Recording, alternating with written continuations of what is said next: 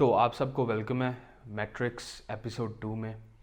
तो आज हम डिस्कस करेंगे कि हम क्या चीज़ ढूंढ रहे हैं, हमें ज़िंदगी से चाहिए क्या। सबसे पहले मैं वीडियो शुरू करने से पहले आप लोगों को बता दूं कि मैं कोई टीचर नहीं हूं, कोई गुरु नहीं हूं, कोई स्पिरिचुअल टीचर नहीं हूं। मेरे दिमाग में जो क्वेश्चंस आते हैं मैं वही आप लोगों से पूछ रहा हूं। और अगर आप थोड़ी सी भी समझ बूझ रखते होंगे तो आपके दिमाग में भी ये क्वेश्चंस आएंगे। अगर आप प्रॉपरली ज़िंदगी जीते हैं या अटेंशनली काम करते हैं, अटेंटिवली काम करते हैं, तो तब आपको ये क्वेश्चंस आपके दिमाग में ज़रूर आएंगे। मगर अगर आप मैकेनिकल हैं, जो डेली लाइफ में करते हैं, वो सवाल नहीं करते कि मैं ऐसा क्यों कर रहा हूँ, तब मेरे ख्याल से आपके जहन में ये क्वेश्चंस हो सकता है ना आए। तो अपनी वीडियो शुरू करते हैं हम कि हम ऐसी क्या चीज़ है जो हम ढूंढ रहे हैं। घर, गाड़ी, पैसा, ये सारी चीज़ें इंपॉर्टेंट हैं, मगर इन चीज़ों को पाकर हमें और इन चीज़ों की आदत हो जाती है। फॉर एग्ज़ाम्पल, मैंने घर ख़रीद लिया, मैंने गाड़ी ख़रीद ली। अब साल 2 साल बाद नया मॉडल आया था, मैंने अब नई गाड़ी ख़रीदनी है, मुझे अब नया घर चाहिए। और ये इस चीज़ को हासिल करके मुझे क्या मिलती है? तस्कीन, जिसे ग्रेटिट्यूड कहते हैं, खुशी जिसे हैप्पीनेस कहते हैं, या मज़ा जिसे प्लेजर कहते हैं। तो मुझे ऐसी क्या चीज़ मिलती है? ये तीनों चीज़ें मुझे मिलती हैं। मुझे तस्कीन भी मिलती है, मुझे खुशी भी मिलती है, मुझे प्लेजर भी मिलता है। मगर आपने पूछा है कि हमें ये चीज़ें चाहिए, मगर परमानेंटली। मुझे खुशी मिल रही है तो मुझे चाहिए कि मुझे वो परमानेंटली मिलती रहे। मुझे मैं चाहता हूँ कि मुझे प्लेजर मिले, तो मैं चाहता हूँ कि वो परमानेंटली रहे। इसीलिए मैं इन चीज़ों के पीछे दोबारा दोबारा जाता हूँ, ताकि मुझे वो चीज़ मिले, मुझे प्लेजर मिले, मुझे हैप्पीनेस मिले, मुझे ग्रेटिट्यूड मिले। मैं दोबारा दोबारा इन चीज़ों के पीछे जाता हूँ। मगर ये क्यों होता है? सवाल तो ये है, क्या असल में हम ये चीज़ें पाने की कोशिश कर रहे हैं? आपको खुशी कहीं पे भी मिल सकती है। आप किसी लीडर को फॉलो करते हैं, किसी अथॉरिटी को फॉलो करते हैं, किसी रिलीजन को फॉलो करते हैं, आपको वहाँ पे तस्कीन मिलती है, सब कुछ ये मिलती है। मगर फिर भी आपको, अगर आप ध्यान से देखें, आपको फिर भी कमी लगती है। आप फिर भी कुछ ना कुछ पाने की जद्दोजहद में लगे रहते हैं। आप अगर मजहबी हैं तो आप नमाज़ों पे नमाज़ें, रोज़ों पे रोज़े, उसके अलावा वो नवाफिल और ये सारी चीज़ें भी अदा करना शुरू कर देंगे, रोज़े और रखना शुरू कर देंगे। एक अचीवमेंट आपके अंदर होगी कि मैंने कुछ अचीव करना है, मुझे चाहिए कुछ ना कुछ, मतलब कि और ऊपर जाना है, और ऊपर जाना है, और ऊपर जाना है।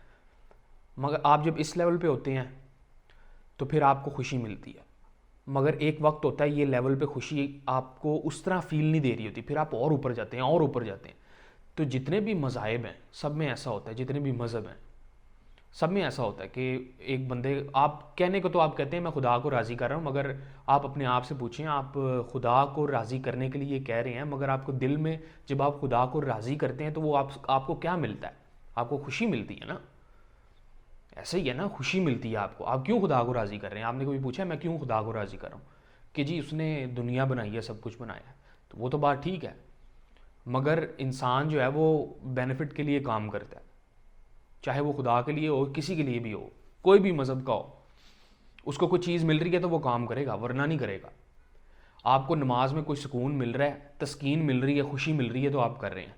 मगर एक वक्त होता है वो मूव सारी मैकेनिकल हो जाती है। मैकेनिकल का मतलब रेपिटेशन में, तो आहिस्ता आहिस्ता डलनेस पे चली जाती है। फिर आप कुछ और ढूंढते हैं और ऊपर जाते हैं। तो ये असल में हम चाहते हैं परमानेंट हैप्पीनेस। तो ये कैसे मिलती है और क्या ये बहुत ज़रूरी है हमारे लिए? मगर हम जो ये चीज़ के पीछे भाग रहे हैं, हमें चाहिए कि पहले हम अपने आप को समझें, हमें ये चीज़ क्यों चाहिए, हम कौन हैं ये चीज़ लेने वाले। आप कभी एक मज़हब से दूसरे मज़हब को देखते हैं, उसकी किताब पढ़ते हैं, उधर जाते हैं, किसी एक ऑर्गेनाइजेशन पे, किसी एक पॉलिटिकल पार्टी को फॉलो करते हैं, कोई वो कह रहा है उसके पीछे चले जाते हैं, कोई वो कह रहा है उसके पीछे चले जाते हैं। मगर आपने कभी खुद अपने आप अटेंटिव हो के सब कुछ ऑब्जर्व करने की कोशिश की है कि मैं ऐसा क्यों हूँ? पैसा चाहिए, गाड़ी चाहिए, मुझे पता है कि ये तो चीज़ें इंपॉर्टेंट है ना। एक बंदा भूख से मर रहा है, अब उसको पैसा कमाना है, ठीक है, मगर उसके वो पैसा नहीं कमा सक रहा, वो परेशानी में है। सारी चीज़ें छोड़ दें पाकिस्तान के अंदर, मैं पाकिस्तान नहीं हूँ तो पाकिस्तान की बात करूँगा, पाकिस्तान के अंदर काफ़ी सारे अमेज़ोन के आए हैं, आप ये प्रोडक्ट निकाल लो, ये कर लो, वो कर लो, ये कर लो, वो कर लो। पहली बात तो ये, लोगों को ना एक स्लो प्रोसेस से गुजरना नहीं आता, मतलब उनके पास टाइम नहीं है अपने ऊपर देखने के लिए। वो एक बंदा जो कर रहा है ना भेड़ चाल में, उसके पीछे लगे चलेंगे वो करने के लिए। क्या ये चीज़ें इतनी ज़रूरी हैं? क्या पैसा, गाड़ी, घर, ये सारी चीज़ें इतनी ज़रूरी हैं? आप ये सारा कुछ सोसाइटी के लिए कर रहे हैं, सोसाइटी खुश होगी, आपको खुशी मिलेगी। आपने कभी बात नोट की है? आप शादी करते हैं सोसाइटी की वजह से, आप बच्चे पैदा करते हैं ताकि सोसाइटी की वजह से, आपकी अपनी कोई खुशी नहीं होती। खुशी होती है उस वक्त के लिए, बाद में फिर आपको वो बर्डन लगने लग जाता है।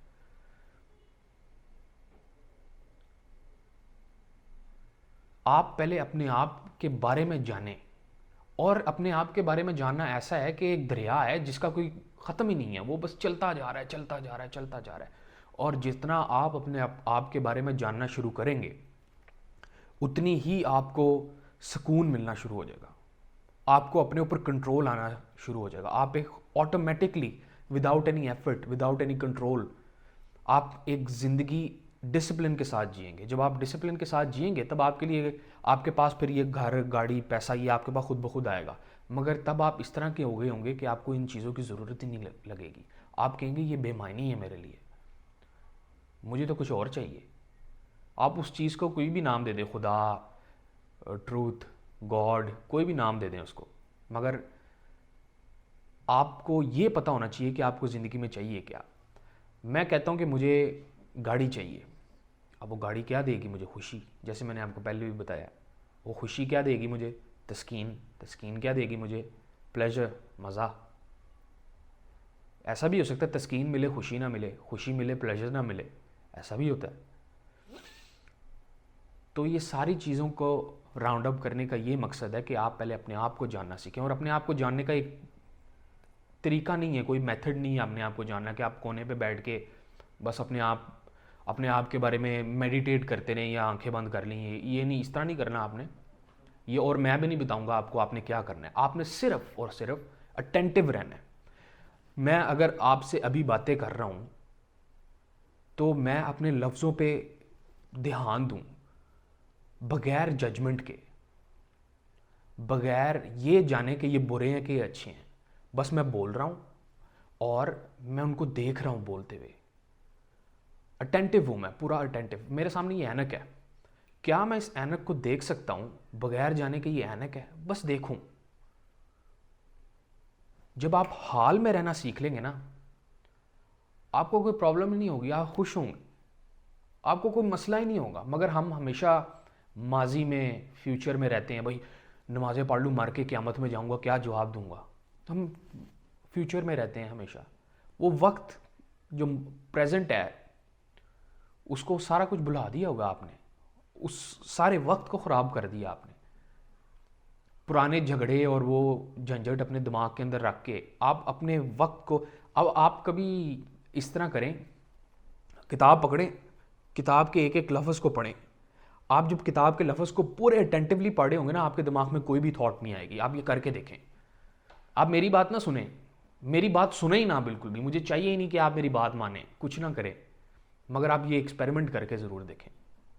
आप किताब पकड़ें, कोई भी चीज़ करें, दरख्त को देखें, पूरे अटेंटिवली देखें, आपको कोई और थॉट ही नहीं आएगी। और इस थॉट प्रोसेस को स्टॉप करना ही अटेंटिवनेस को बढ़ाएगा आपकी। और जब आपकी ये अटेंटिवनेस बढ़ेगी तब आपको क्लैरिटी आएगी दुनिया के अंदर आपको पता लगेगा आपको असल में चाहिए क्या। मुझे अक्सर ये एक्सपीरियंस होता है कि मुझे ऐसा लगता है मेरी बॉडी अलग है और मेरा दिमाग किसी और जगह पे है और मैं उसको देख रहा हूँ, अपनी बॉडी को मूव करते हुए देख रहा हूँ। मुझे ऐसा लगता है कि मेरी बॉडी इस दुनिया के अंदर एक प्रोजेक्शन है। और आपको ये कोई मज़हब नहीं बताएगा, ना कोई मौलवी बताएंगे। मौलवी आपको बस एक मैकेनिकल मूव बताते रहते हैं कि ये करो, ये करो, ये करो, ये करो। वही mechanical move, repetition, repetition, repetition. इससे आप डल होंगे और कुछ नहीं, बिल्कुल डल। एक और चीज़ आपने ध्यान में रखनी है, अपने आप को समझने के लिए आपने एक चीज़ करनी है, आपने अपना बैकग्राउंड देखना है कि मेरा बैकग्राउंड क्या है। मैं इस मज़हब से ताल्लुक़ रखता हूँ, इस मज़हब वाले लोग क्या सोचते हैं, आपको पता लग जाएगा आपकी रुकावटें कहाँ पे हैं। आप एक काम करना चाहोगे, आप कहोगे कि नहीं ऐसा नहीं करना चाहिए मुझे, ये आपका मज़हब टकरा जाएगा, आपके बिलीफ टकरा जाएंगे, आपके और चीज़ें टकरा जाएंगी। आप फ्री नहीं हैं, आप कैप्टिव हैं। ऐसे दुनिया समझती है कि मज़हब की वजह से ऑर्डर है, और अगर मज़हब ना होते तो डिसऑर्डर होता। मगर अगर ऑर्डर ही ना होता और डिसऑर्डर ही ना होता तब क्या होता? कभी आपने सोचा है?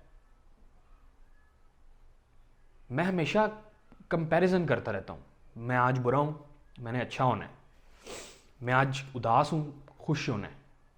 मगर अगर आप उस स्टेट को तस्लीम कर लेना, मैं सैड हूँ, हाँ मैं सैड हूँ, मैं बुरा हूँ, हाँ मैं बुरा हूँ, उस चीज़ को देखें, परखें, आपको सारे सवाल के जवाब मिलने लग जाएंगे। अपने आप को बदलने की कोशिश ना करें, उस स्टेट में रह के उस पर नज़र डालें।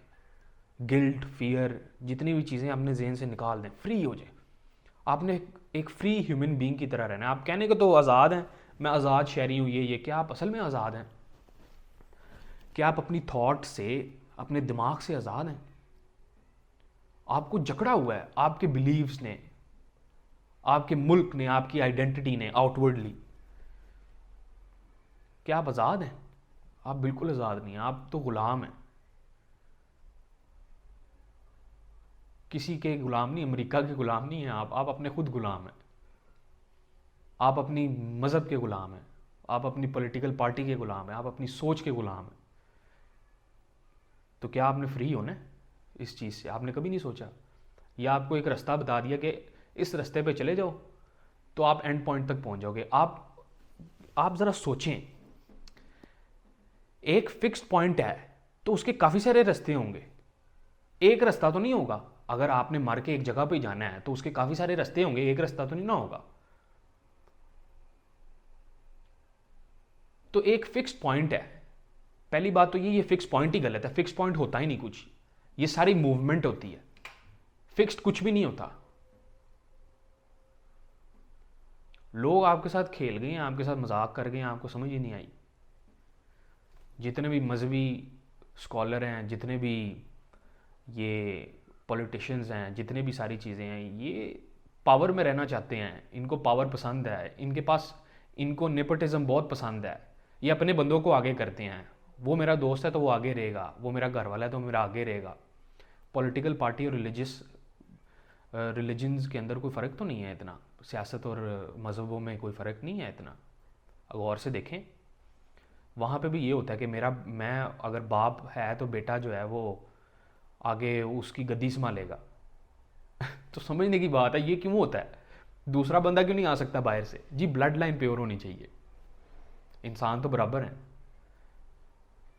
आप ज़रा दिमाग खोलें अपना, हर किसी के पीछे नहीं चले जाना। जो लोग इतनी इबादत और ये करते हैं उनसे पूछें आपने हासिल क्या किया अभी तक, कहाँ पहुँचे हैं आप? दौलत की तरफ नहीं कह रहा, अपने दिमाग को समझें, अपने आप को समझें। एक बंदा 5 वक्त की नमाज़ें पढ़ता है और रोज़े रखता है और उसके मुंह पे गाली होती है 24 घंटे। ये कौन सा मज़हब है? आपका मज़हब आपको नहीं बदल सका, आप लोगों को, सबको। तो इसका तो एक ही मतलब है, या तो आप गलत हैं या आपका मज़हब गलत है। आप गलत हो नहीं सकते, क्योंकि इंसान इस तरह का चीज़ है। आपने कभी एक बात नोट की है कि जब भी आप किसी चीज़ को फॉलो कर रहे होते हैं, किसी मज़हब को फॉलो कर रहे होते हैं, आप उसको प्रॉपरली नहीं कर सकते, निकल जाते हैं बाहर बाहर निकल जाते हैं। क्यों? इंसान फ्रीडम ढूंढता है, ये उसकी नेचर है, यही हकीकत है। अपने आप को गिल्ट में रखना, फियर में रखना, मुशक्क़त करते रहना, भूखे पेट रहना, इसलिए आप मेरी बातों का यही मतलब ले रहे होंगे क्योंकि आपका दिमाग अभी कंडीशनड है बिलीव सिस्टम से अपना। तो आप मेरे लफ्ज़ पे ध्यान नहीं दे रहे होंगे, आपका दिमाग आपको कुछ और सोचने ही नहीं देगा, एक बार आपको अटेंटिव होने ही नहीं देगा। क्यों? आपको आपके मज़हबों ने, बिलीफ ने जकड़ा हुआ है कि आप कुछ नया सोच ही नहीं सकते, निकल ही नहीं सकते, फ्री ही नहीं हो सकते, बाहर निकलें। अगर आपको इतना यकीन है अपने स्क्रिप्चर्स पे, इतना यकीन है कि वो खुदा है ऊपर, तो खुद क्यों नहीं ढूंढते? इन किताबों की ज़रूरत है आपको? एक सवाल है ना, इन किताबों की ज़रूरत है आपको?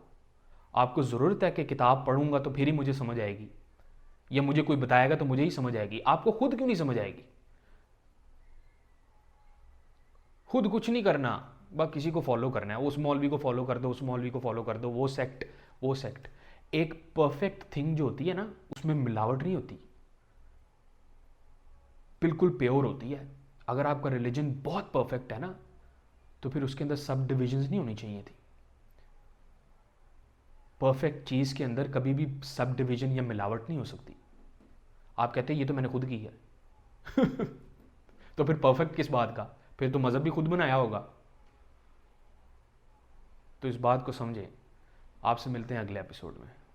Signing off.